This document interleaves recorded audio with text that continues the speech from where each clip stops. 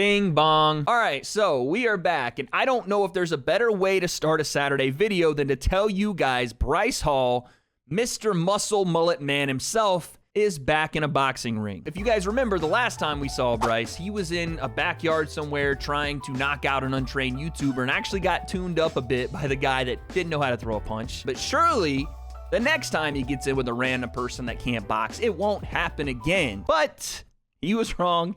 And it did. Today, apparently, he has another sparring session with yet another random guy with damn near no experience. I don't get it. It's not healthy for him. But speaking of people hungry to do unhealthy things day after day when there seems to be no answer in sight, have no fear, because I have the answer to that hunger that is both healthy, nutritious, and a great way to start your day.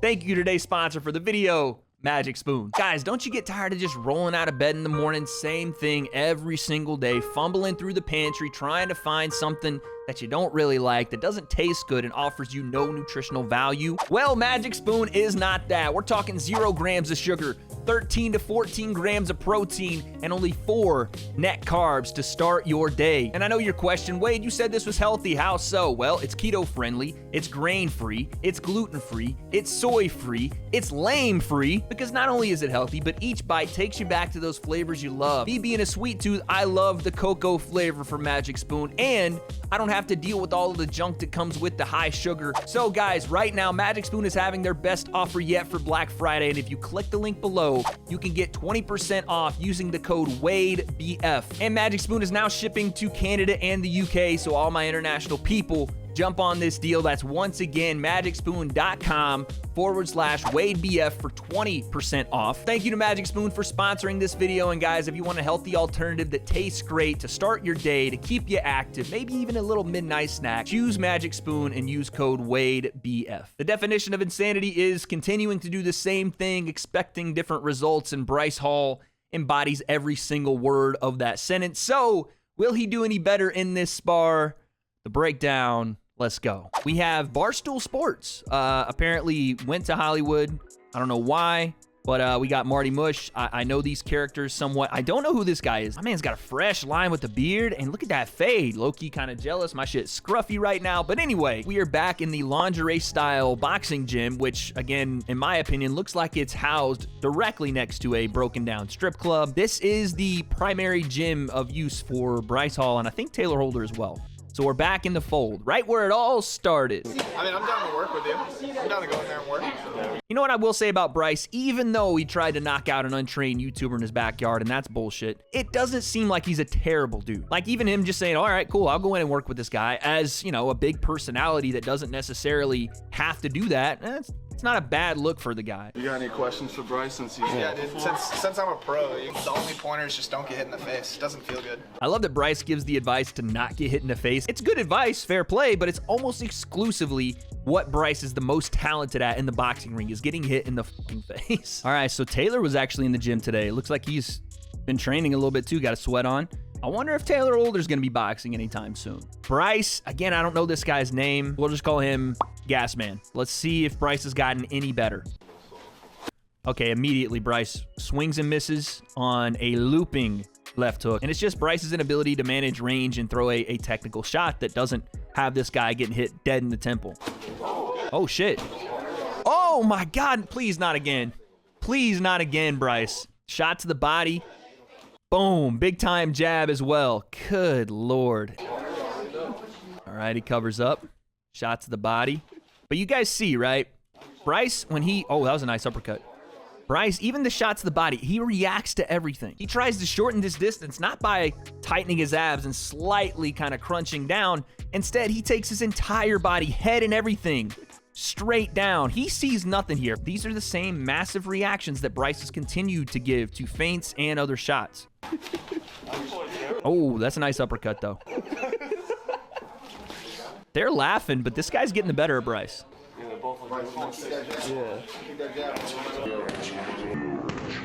God, you've got to be kidding me. Bryce does these like kind of poking out jabs. He's like, boop, got you, like he's playing whack-a-mole, right? And I get that he's trying to use his reach to get maybe over the top of that guard, but it doesn't do any damage. It shortens his reach by doing this versus extending through.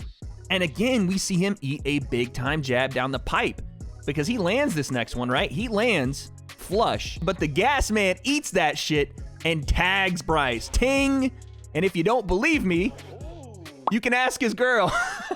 Listen, I am done saying that Bryce should not be in there with guys that are untrained or whatever, because this looks like his level. And there's nothing wrong with that, by the way. I'll give Bryce credit for just, like, he's a big-time YouTuber. He is a star on this platform. He doesn't have to fucking go in there and do this on camera. Not a lot of guys would. He hasn't progressed in his boxing ability, and they should be wearing headgear, but at least they're doing it in a boxing ring, and again, it's of a similar skill level. I can't complain about this. Don't let him come in like that.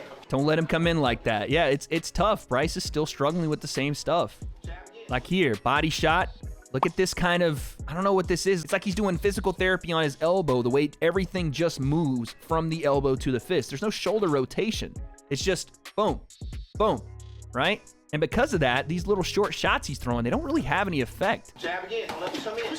That's a nice little uppercut. There you go. Wrap up and tuck your chin. You notice they're coaching Bryce for this guy, for Gasman. His coach and Taylor are not having to remind this guy of the basics, right? His chin down, make sure he jabs his way into range. They're having to remind the guy that spent 7 months in camp for a professional fight every single time this guy gets close to him. That is not good.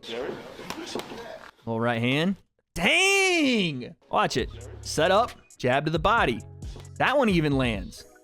Again we go. Jab. Bryce covers up. I think he wants to return off this right hand, but this is some power. Boom. On the fucking button. Good God. Muhammad Ali. Pretty decent fundamentals with his chin tucked. Bangs the jab, steps inside. Bryce eats the brunt of that. The hair goes flying. And again, he steps straight back. That's nice. Look at this. He creates the reaction here off the feint. Goes downstairs, or at least this guy thinks so. Boom. Jab upstairs. Nice. Jab him right there. See? That's a nice jab. Hear the coach. See? See? Jab him right there. See? Look at that jab. And then he hits a big right hand right after it. Right here is the perfect way to highlight where his mentality goes in the boxing ring, right? Everything is overdone. When he throws a right hand, it's overthrown from the hip. Not a lot of technique, doesn't snap it off, kind of slappy. When he moves, it's always an exaggerated movement. Example, right here. Both guys are basically boxing with blindfolds on. They can't see each other at all. And Bryce is looking like the letter C in ACL because he's about to tear that motherfucker. He goes even further, right? And it's to avoid this big right hand when it simply could just be a small movement, just here, right? And then he should return off of it, right? The right hand right here comes out and he has a shot to land. It's just the exaggerated movements not only waste his energy, but they cause him to miss opportunities. Right there, dude, you got a hand. You got a hand. Fight in rough and rowdy. Dave, you hear it. Give me a contract. I'll do it. Rough and rowdy contract for Bryce Hall? I'd watch it. You're gonna make a shit ton of money in that. I'll actually get paid. That would be pretty cool. Bryce does learn from one experience, and it's not boxing because he continues to make the same mistakes, but it is that if he's gonna do this again, my man, get fucking paid. All right, so there you have it. Listen, I'm not gonna lie, Rough and Rowdy might be the exact perfect place for Bryce Hall. It is everything he encompasses. The wild kind of college frat guy mantra, the complete disregard for technical ability in the sport, and the absolute just fucking swinging of leather back and forth, rock'em sock'em robot style until someone gets KO'd. Bryce, yes, he does some dumb shit, and he is a Jake Paul clone in some cases, but I'm not mad at Bryce going and doing this because now we know where his level truly is after seeing this time and time again. Question is, will Bryce go and have another pro fight? Will he just continue sparring random people that come into the lingerie gym and say, hey man, can we have a spar? Or will he go and fight in Rough and Rowdy and forget all his training just like normal and swing leather until someone leaves on a stretcher? And the better question, will Bryce get any better? I don't have the answers, but I guess we'll find out.